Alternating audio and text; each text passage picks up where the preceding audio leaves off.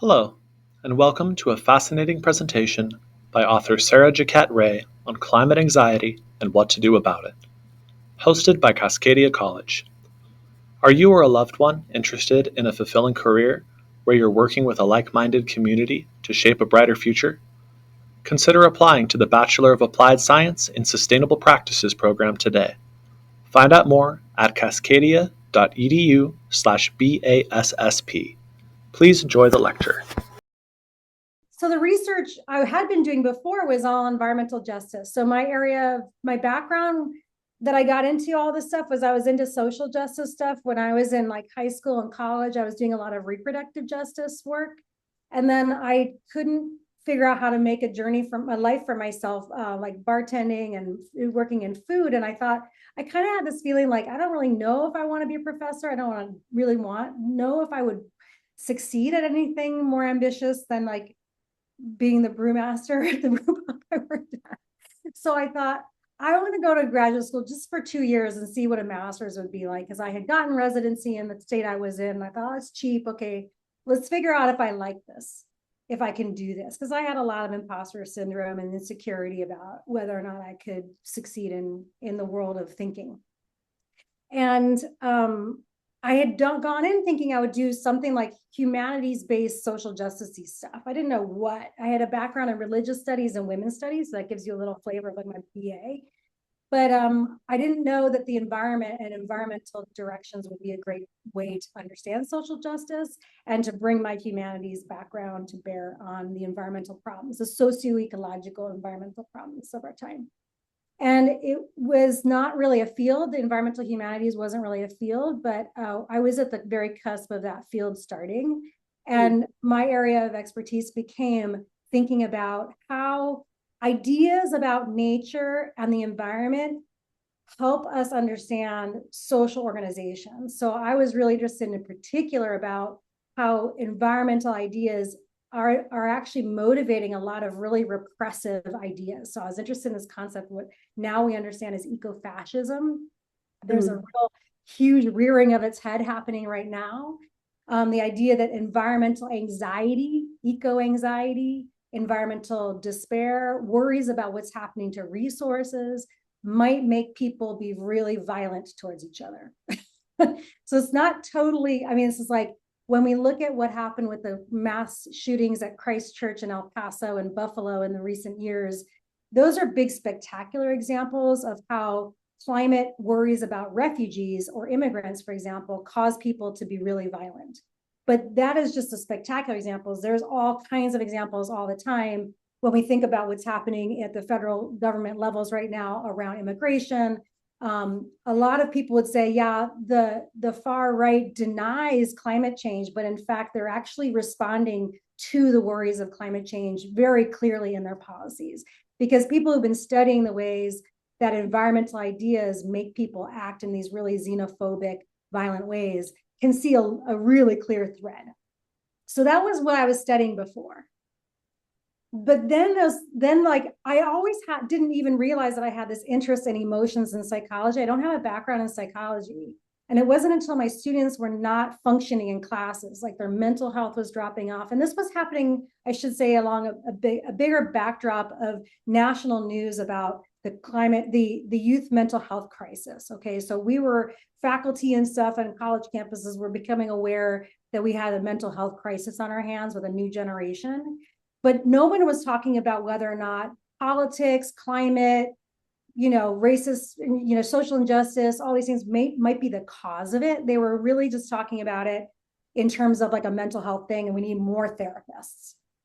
And so I was really curious about with my students who were like the canary in the coal mine. My students are pretty self-selected at Cal Poly Humboldt is a very green campus, very social justice-y campus. We have tons of sustainability stuff happening, tons of natural resource conservation stuff happening. I had this like little bubble of students who were super idealistic and super tree hugging types, and they wanted to go save the planet, and they were not doing okay. All of a sudden, it was like the kids are not all right. And I really wanted to study how much climate and the related injustices were part of that and a bigger story than what we were hearing from the sort of mental health crisis discourse. And I wanted to also know what the heck was I supposed to do as a teacher in this moment. Like I had this feeling of, oh no, we're not in Kansas anymore. Like this is not the teaching that we were taught to do. And I had this real sense that teachers, especially in environmental education, would really need to reinvent what they were doing. Everybody up until that point was getting their PhDs like I was, thinking that the main thing we were supposed to do is build our arsenal up with enough information and then dispense it onto young people that how bad things were. And I call this in my book the scare to care tactic. Like just make sure they know how bad things are when they come to class so the wool can be pulled from their eyes and they can go off and fix the problems. And I would say that shaped probably 30 or 40 years of environmental education. And maybe some of you have had some of those experiences in your, if you've had any environmental education. And that's still kind of the dominant model. And it was clear to me that there was a like major fallout from that happening in my classes. My students were absorbing so much of how bad things were and not enough what they should be doing about it, how they should emotionally process that, how they could turn that fear and anxiety about all this information into something actionable that made them be able to fix the problems. Like it dawned on me that what was actually needed was a new emotional vocabulary, a new emotional lens around environmental education. And my students' emotional lives seemed to be like the most critical leverage point in the system to change in order for us to face what was around the corner. And it is already here, right? It's not just around the corner. What young people and we all have been going through since COVID and before has been all the rockiness and turbulence of climate change unfolding. Whether or not you are yourself experiencing a so-called climate disaster, there are ways in which climate change is affecting your daily life and will affect your daily life that are even really hard to measure right now, but that are happening.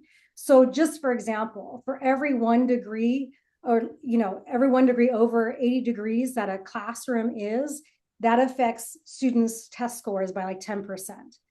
So like just a little example, like little micro doses of heat in all of these spaces around our lives have like cumulatively massive ramifications for our productivity, for our ability to be happy with each other. Like people have more road rage, and you can imagine how heat makes you agitated, right? So when we think about global warming, heat at this cumulative effect is already happening. That's even if you think that you've never experienced climate change. And many people are already experiencing the more obvious things like big natural disasters, fire in LA, for example. So there's all kinds of ways that people who study the psychology of risk, the psychology of trauma, the psychology of resilience, the neuroscience of our cognitive biases and why they're preventing us from being able to address these problems. Those people had so much to offer me to figure out how to work with my students because I was at a complete impasse. I was like, I don't know what they need. I got to go do some research on this.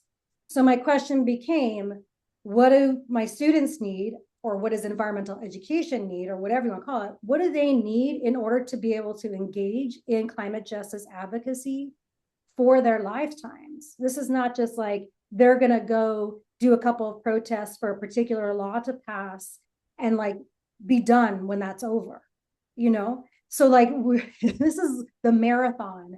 Robert Bullard, the kind of grandfather of environmental justice, says this environmental justice is a marathon, not a sprint.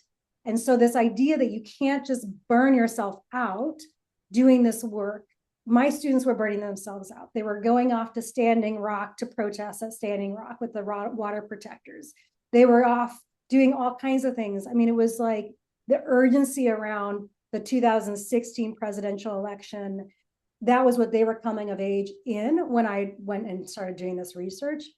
And it seems to me like I thought for a minute that research would be out of date pretty quickly when that generation became adults. But it's just still happening, still a big question mark. And if the models around climate disruption are correct, and how much more turbulence we're going to have, political and ecological, while anybody has any sense of stability or resilience at all, this is the time to figure out what these practices would be so that when worse things happen and we feel even less equipped and have less capacity to engage in these crises, we will have built up some sort of store for it. So I have this kind of catchphrase I use, which is like the revolution will be resourced. And by resource, I don't mean financial resource, I mean inner resources. And in a society which is mostly the mainstream US society that doesn't really think about the inner life as very important, and mental health is just sort of like a thing on the side. This kind of turn towards thinking of emotions as a critical technology, if you will, for engaging in climate repair, mitigation, adaptation, whatever you want, whichever area you want to be in with climate work. To think about the inner life as an essential tool for that is kind of a radical thing that lots of people are thinking about it, but it's not mainstream. And I did all that research in that kind of space. In fact, Paul Hawken, who's one of the founder of the wonderful project called Project Drawdown, where if you go on the website, you can talk about being able to channel the fire hose of too many things to do into kind of like bite-sized bits. I recommend just checking out Project Drawdown, because that whole project was about, here are all the things that need to happen. Which part do you want to push on? So it's a beautiful website. They have a book. There's all kinds of resources there. But Paul Hawken, who is kind of a major climate leader of my generation, actually he's a little bit older than I am, he said the most radical climate technology that we have available to us is not solar panels. It's the human heart and mind. And this idea that the heart and the mind would be the radical climate technology, like what if we invested in the social capital or the human capital? I put those words in quote marks because, I don't want to think about our inner resources as a commodity, but let's just call it that.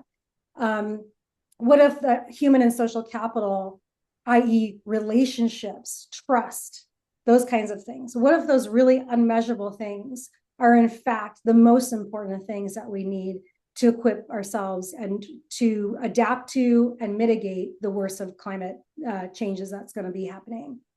That's kind of the conclusion I came to after all of that. And as a result of that study, I'm really interested in things like nervous systems. Like, I think we're collectively responding to not just climate change, but all the crises with such poor skills. And I wanted to just really quickly share, because I think these are pretty fun images, to give you a flavor of how I'm thinking about these things, right? This is like, like the folly of a therapy room to be the place where we fix the problems that are much, much, much bigger than any one individual, right? This is such a beautiful comic that helps us see that the healing that we need to do isn't just in the therapy room. I'm not making a binary here between inner and outer work. I'm saying that they're deeply interconnected, and this comic does a great job showing how deeply interconnected. We are not like binary separated from the world that we live in. Our nervous systems, our emotions, our bowels, our everything is absorbing and responding to the stress of the world around us, the inflammation of the world around us. And there's a beautiful book, if you're interested in thinking about how this happens, how inflammation in the body and the mind are really caused by politics. There's a beautiful book by Raj Patel called Inflamed, which is about deep medicine in this time. Deep medicine is a critique of the kind of dominant medical model that says that your body and your mind can be sort of healed over here in these sort of like siloed individual parts, but rather they're part of and responding to the environments in which they are in. And in order to really heal, we need to be healing the environment. One cannot even begin to start thinking about how one engages in these big questions of healing the environment unless one also feels that you have capacity in yourself. And so that's kind of where my work intervenes. Like, how do we even get ourselves like to the point where we can get off the couch and go and do something about it? And there's a little bit of a paradox here. The thing that gets us off the couch, we have to get off the couch to go do, which is to be in relationships. So one of you asked, how do people come to change their behaviors? Like, what is the trigger that makes people change? And the research on this is really interesting. It's not necessarily what you think. but it is based on evolutionary biology, which is that we are deeply social beings. And so would you believe that all of the research shows that people change their behavior when they see other people around them doing it? So social pressure, the fear of social death if I don't make that change, the fear of social ostracizing and being excluded from my tribe, that fear is the most overwhelming fear that makes people change their behavior, or the desire to participate in a collective and be accepted in a collective. I'm sort of curious how many in the room that's like, yeah, I understand that. I will make all kinds of sacrifices just so that people don't tease me, right? Like I have a 14-year-old right now, and I'm seeing this play out in a major way, right? So like social death and social participation is a major motivation to get this person off the couch to go participate in this work. But it's actually a feedback loop. People will participate in that work as a collective, and as a result of that, will feel incredible efficacy and pleasure for being part of a tribe, that they'll keep coming back for more, and it can be a self-fulfilling prophecy of building and building and building. And that's really where the holy grail of the answer to my research question for my students turned out when I did all the research was a sense of efficacy in a collective, a sense of efficacy that comes from being part of a collective. Turns out to be the answer to the question, what is the emotional skill set my students need to be able to do this work for the rest of their lives? That's the answer. So for me, that meant, how then do I completely change all my content? If we change from saying, oh, the biggest problem in the world is carbon in the atmosphere, and say, oh no, the biggest problem in the world is a lack of relationships, a bad collectivity, a corrupted kinship relationships. We don't trust our neighbors, right? If we had better relationships with each other, we would be able to change people's behaviors more to be in this collective together. Our isolation, our increased isolation, exacerbated by social media on purpose by capitalism. This is all causing the opposite feedback loop that I just mentioned, spiraling us into collective inefficacy, individualized inefficacy, and then the loneliness epidemic that we've been hearing a lot about. So what happens if we change all of our thinking to say the problem is not carbon in the atmosphere, the problem is that we don't trust each other? That changes what kinds of solutions we come up with. And I would like to think that as I'm speaking, all you psychology interested people are thinking, these are psychological things. These are psychological questions. Even if it's happening at the collective level, some of these patterns are actually, they're really understood by psychology at the individual level, but we can really extrapolate them at the collective, which I think that comic does a great job doing. So just to like really drive that point home, you can see in this wheel, this beautiful image, if you just were to take a minute as a way to kind of tackle this, just go around the outside of the lightest gray band and, just read a couple of those phrases. I'll give you a second to do that if you can see it okay.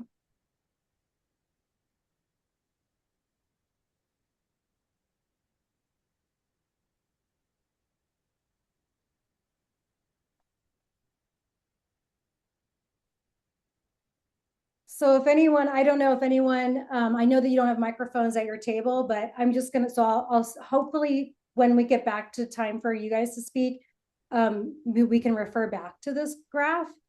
But what I love about this graph is a couple of things. First of all, we often think that our thoughts about a topic are static and they're not changeable. But if you are studying psychology, you know that when we're having a thought about something or a belief about something, that it's rooted in usually some sort of physiological response to some kind of stimulus. That is something we can like trace back to our nervous system responding to some kind of stimulus. I love this graph because it shows that, right? It says, okay, we have nervous system responses to threats. We think about how our nervous system responds to threats. It goes into one of these categories in general: appease, fight, flight, social engagement, dissociation, or freeze. And I can go through a given day and be in like all of those. I don't know about you, right? And when we get information coming in through our senses that makes us feel triggered, even if it's just a little bit, like, oh, I'm feeling anxious, I got to get to work on time, or I got to speed up a little bit, or, oh, I'm feeling a little bit upset about that thing somebody says, and it's like, I can't let it go, and I'm all of a sudden agitated, and I don't know why. Right? If we can trace that back to our nervous system perceiving some sort of a threat, it's really helpful for us to say, okay, that's making me want to isolate. That's making me want to numb out. That's making me want to eat a lot of chocolate.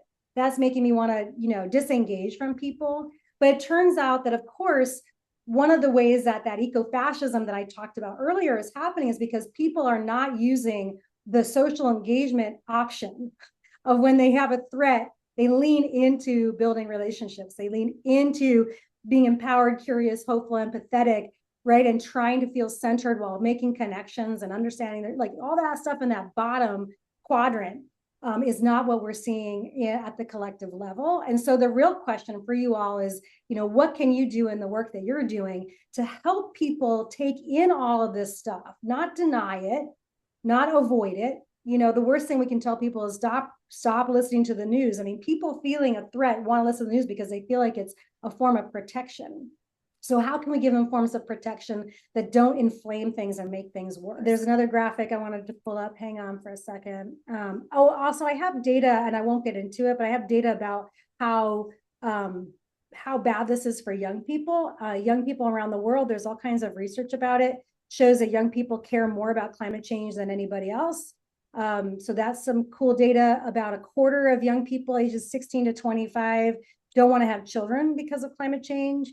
About half think that humanity is doomed, and more than like 75% have feelings about climate change affect their daily lives, which I think is some pretty frightening data. This is going to be the last image I want to show you. This is related to what you probably maybe are studying, I don't know, in class, something called the window of tolerance, which is a psychological tool that's been explained to us by a neuropsychologist named Dan Siegel. And what I love about this image is that, and the idea of the window of tolerance is that every single time now that I know about this, every single time that I feel anything in the hyper or the hypoarousal, I can identify it now. Like, I have this map in my brain all the time, and I'm going around the world being like, oh, I feel a hyper aroused right now. What's going on? Like, I can have that wherewithal to figure out that this is not the healthiest place for me to act from. Or hypoarousal when I'm just like low. It's not a good time for me to try to solve a big executive function problem. The window of tolerance in this green sort of happy mid zone is where we are able to ask for help. We feel collaborative. We're mindful of our thoughts. We have that kind of meta analysis of everything going on. We have an outward looking mindset. We have boundaries. We feel engaged. We're receptive to feedback. Our needs are met, to use another kind of important nonviolent communication tool. And also, I think it's really important to understand in this window of tolerance, when we're in that safe zone, we also feel like we can understand long-term issues. And I think one of the things that's really interesting about climate change as a kind of frame or concept is that people think of it as like really far away or too abstract. And so the capacity to think in the long term is kind of an essential thing for really thinking about how do we get ahead of climate change and not just respond to the immediate things that climate change is throwing at us right now. So the more climate change does terrible things to us, the more we're going to be in hyper or hypoarousal, and the less we're going to be able to be in a window of tolerance to get to the head of climate change, right? To solve the deeper root causes of climate change. And so this kind of long-term focus part, I really appreciate that this is showing.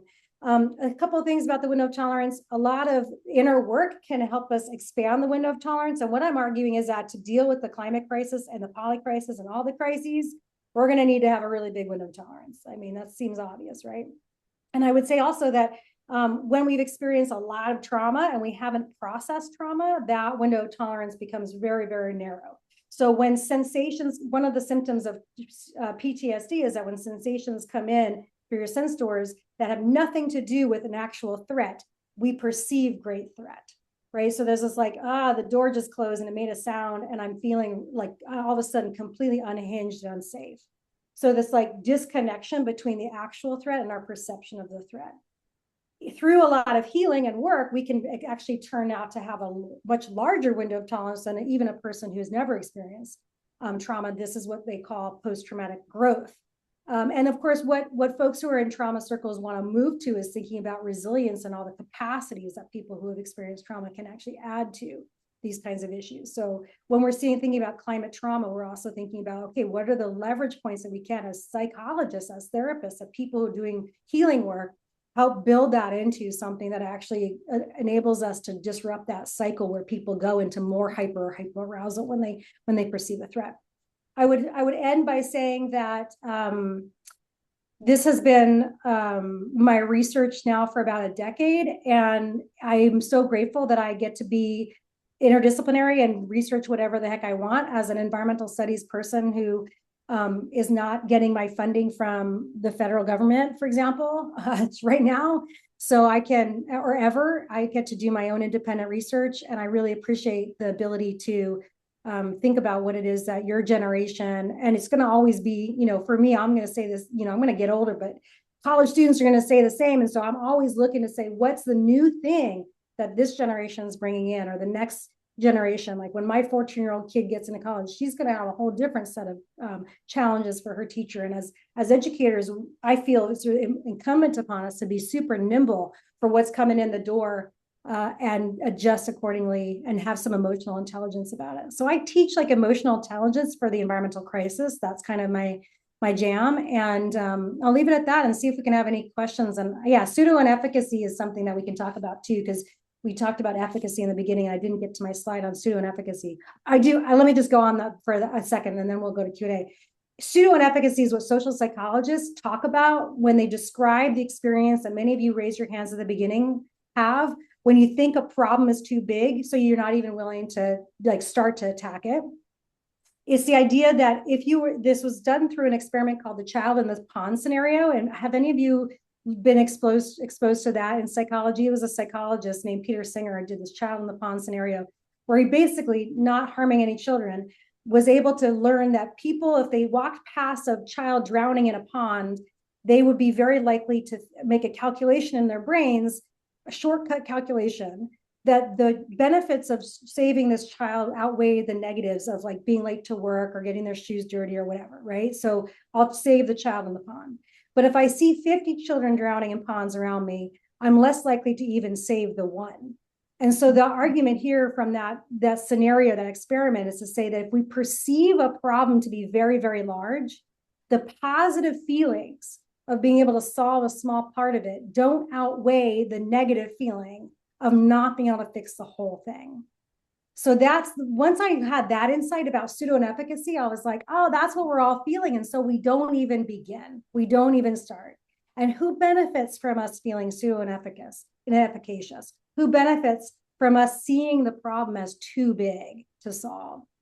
The people who are making the money off the fossil fuels.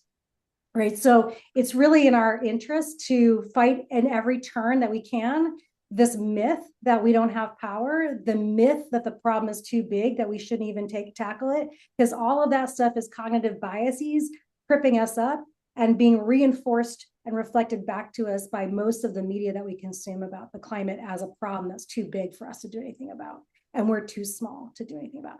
So I wanted to jump that pseudo and efficacious keyword on you and end with that.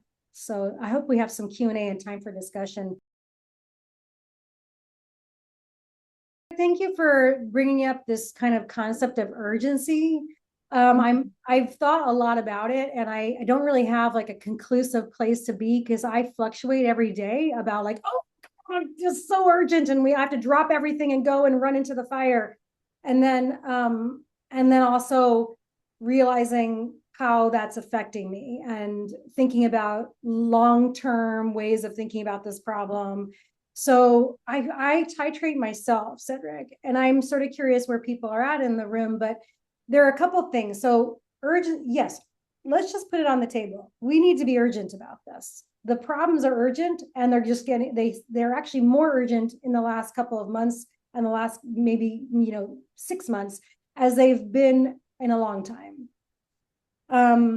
There is a lot of information about what's going right and how well things are going and what is being achieved. It doesn't make the mainstream media. We ought to be looking at that to counteract our negativity bias and the media's negativity bias.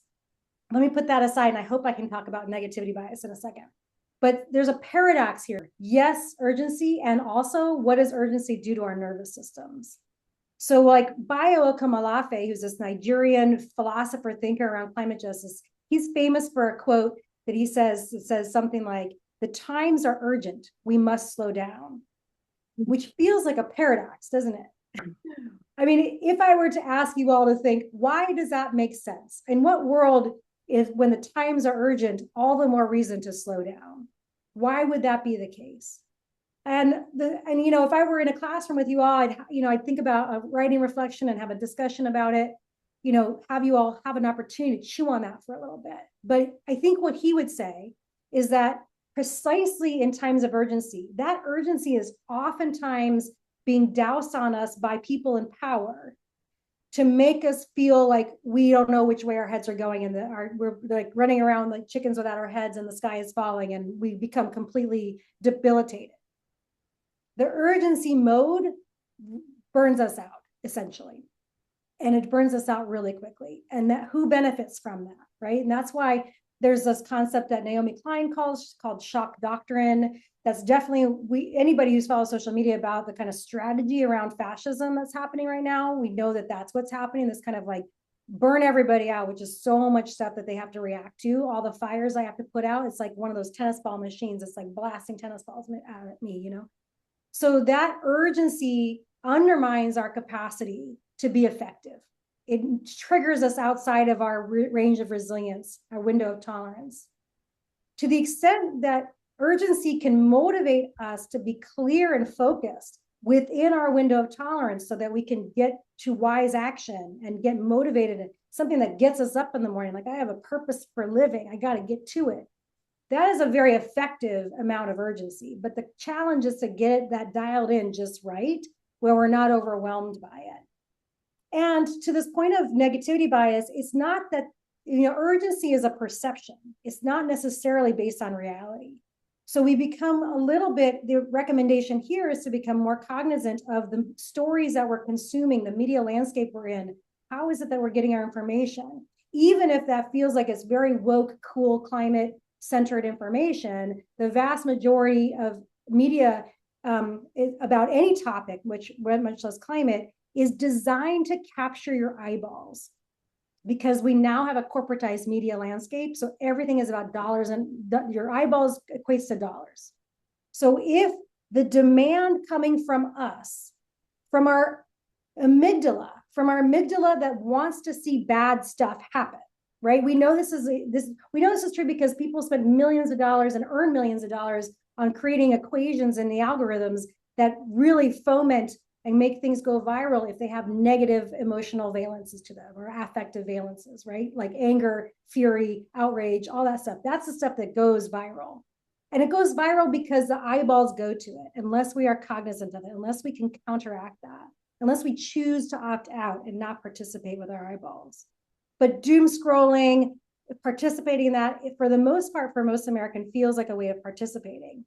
That's a limit of the way that we participate. And that actually makes us live in even worse of a story. So in the last 20 years, I have a slide that I won't bother putting up, but I have it if we want to see it. The affective tone of most mass media in the last 20 years has gone way up in fear, way up in anxiety, way up in disgust, way up in sadness, for like the prevalence of these emotions in news media. And things like love and even neutrality and hope have gone way down. And so this is a result of the corporatization of media, and our brains want us to consume scary, scary stories. So there is some work there to work against our own negativity biases, and also therefore not participate in increasing negativity bias in the news. That said, there is obviously a lot that we need to do, right? And there is urgency around, the clock ticking, and every single action we do to prepare for the worst and to mitigate the worst is going to reduce human suffering. So there is a million places we can plug in, and to the point of like feeling like you're at a fire hose and don't know where to start, I can definitely have that conversation too, but there is urgency, right? There's just enough urgency to get us out of bed. And his point about slowing down is that we need to be all the more deliberate, because urgency can also be an excuse to sidestep social justice. So I cannot tell you how many students and people I've talked to in the climate movement, who said, we don't have time to make sure everybody has a seat at the table. We don't have time to make sure we have all these voices being heard, because we have to get this done right away. So urgency becomes an excuse to not do the messy work of building trust and creating collective and creating community And like I said earlier, if that's the main thing we should be doing, urgency is often against that. Adrienne Maree Brown, who's one of my favorite scholars in this, Adrienne Maree Brown wrote a book called Emergent Strategy, Pleasure Activism, Holding Space, We Will Not Cancel Us, Loving Corrections. She's got a beautiful, all of them are short books that I recommend. She says, move at the speed of trust. It's another way of sort of saying what Bayo Kamalafe said. She says, move at the speed of trust. So, you know, urges is also another African proverb that basically says, if you want to go far, go alone. I mean, go together. If you want to go fast, go together. If you want to go fast, go together. If you want to go far, go alone. So all of these expressions are wisdom traditions coming down from people who have had lots more engagement in social movement than a lot of the climate folks in the world that have to do, climate spaces have always been super about urgency without much attention to this important component that often gets cut in an urgency mode of trust and relationships. So this might be naive or maybe optimistic, but I have this naive / optimistic faith in the process of democracy, whereby whatever is happening culturally bubbles up. And then theoretically, in the ideal universe, we have people who are narrowed down in number, but reflect what's bubbling up. And that kind of bubbles up, right? And so I think about like Rebecca Solnit's beautiful article about the 2016 presidential election, in which she said, the person who's at the top of a, you know, some sort of country like America is just a weather vane. They're not creating the weather. They're just reflecting where the wind is blowing. And that metaphor for me really helped me think about, oh, it's not hopeless. It made me think culture change really matters. And how do we do culture change? If in fact democracy works that way, which is at question, obviously. If it works that way, then the domain of change, the leverage point of change, is in the hearts and minds of people. And then things like behavioral sciences, cognitive biases, neuroscience, all of that stuff comes into the equation. How do people get their hearts and minds into the place where they push that kind of change to happen and change the weather vane? And when I think about the necessity for policy and the people at the weather vane to look and act in a particular way, I also then say, maybe this is paradoxical, that it kind of doesn't matter. It kind of doesn't matter. The work that has to happen, I mean, one of the things that's happening in climate spaces, climate justice spaces now in the moment of kind of Trump 2.0, because the climate situation and climate justice situation is really dire with the policies that are coming through. And so the vast majority of people who've been doing things like abolition work or other kinds of social organizing, who have, especially like indigenous communities, for whom forever have never really had faith that the people up top in power have their interests in mind. They have created strategies to do this kind of work outside of existing institutions, to take care of their own communities, to do that kind of, you know, bringing mutual aid, making sure you have family structures that support people, because you're not going to get that support from the state, right? Those kind of collectivist societies of other kinds of countries that are not attached to this kind of individualistic capitalist thing.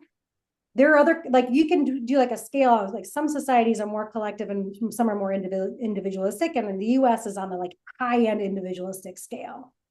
But within the US, that's not actually always true. There are communities who have not had access to those spaces of power and political representation, who have figured out how to do things otherwise. Like the Black Panthers are a great example. Farm workers have been doing this for a long time. There's organized communities that are not mainstream American stuff that have been doing this. And they have a lot to teach the climate movement, because the climate movement is pretty new, and it has, for the most part, been fairly privileged too. So it has been in this kind of space of individualism, which is why the climate universe has said to people the best way to deal with the climate is like solar panels, right? Well, if we think of our hearts and minds and collective trust and community as just as important or more than solar panels, you're talking about long traditions of wisdom from other communities that have been knowing that for a long time. So, you know, as much as I want to say we really need policy to change, we need people in power to do better, We also know that is not the only avenue. And when that avenue is shut down, many communities know how to build what they need outside of that. And that's where we need to do a lot of coalition building and a lot of collaboration. So how do we get the policy to change? I don't have a good answer for you other than get in there and be a person who's pushing those leverage points. At the local, one of the things that happens with climate change is that we think about things in too big of a scale. And the ways that we're going to become adapted to climate change, meaning being ready for it, so that the most vulnerable of us are not made more vulnerable. The ways that we're going to avoid suffering are all things that we can do that are already systems in place, and we can be doing those things. We don't have to fix the whole thing, and they're always going to happen at these local levels. And the littlest things that we do really do matter to whatever localness we are in. So I do think people should go into politics. Absolutely. I mean, that is what we really need, is a call to people. Even something like the Environmental Voter Project is a really interesting organization. It's all about psychology. So if you're interested in like the interface of psychology and politics, Environmental Voter Project is really cool. I suggest you look them up because they use psychology really thoughtfully. But some very tiny percentage of people who identify as environmentalists vote ever. And they vote mostly only at these big 4-year elections. They don't vote on actually the things that would affect their local environments and toxicity and pollution and green spaces, like on a daily basis. These things could be participated in on a daily basis. And yeah, we don't participate, so how do we amp up participation? We can either go to the towers of power and become those people, great, or we can do the heart and mind work of getting people participating. To go back to that comic with the person in the therapy room with the world burning outside, this kind of juxtaposition between mental health being this private story that's happening inside of a therapy room, and that somehow the therapist is going to get you to a healthy enough space where you can thrive despite what's happening outside the window, right? This is not how it's going to work. So how are we going to get to enough of a collective resilient space that we can actually fix those problems outside the window? And that will take politics, right? But politics is made up of people, human beings with psychology.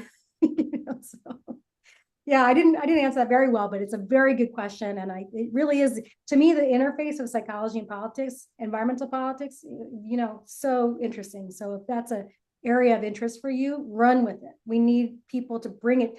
Environmental politics and climate movement people in general have not been attuned to psychology, and therefore have not succeeded as well as they should have at this point. Yeah, I would say that the reason they have not succeeded is because of a lack of attention to psychology. Thanks. Yeah, wow, what a good question. Thank you.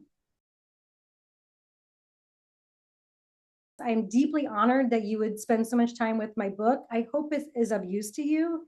And I also would say, please reach out if you're interested in studying this and you want more, connections or more network building, or figure out how do you do any part of this work that was mentioned. If you want to pursue it and try to get into it, how do you do that? And yeah, the fact that you're able to do this at this stage of your lives is just so fantastic. It's really the amount of students I have coming into my office, my classroom, who say that their therapists have told them not to care about the climate when they come to their therapist saying that the climate is a source of great distress for them. We need some better practitioners out there who are aware of this. And there are places you could get a climate psychology certification to be a climate aware therapist through the California Institute for Integral Studies. And there's another one back east, I can't remember what they're called, but there are multiple organizations that are coming out to help therapists become more climate aware, if that's the direction you want to go. So, yeah. Thank you. Thanks for listening. We hope you consider picking up a copy of A Field Guide to Climate Anxiety by Sarah Jaquette Ray. Don't forget to find out more about the Bachelor of Applied Science and Sustainable Practices program at cascadia.edu/BASSP. See you next time.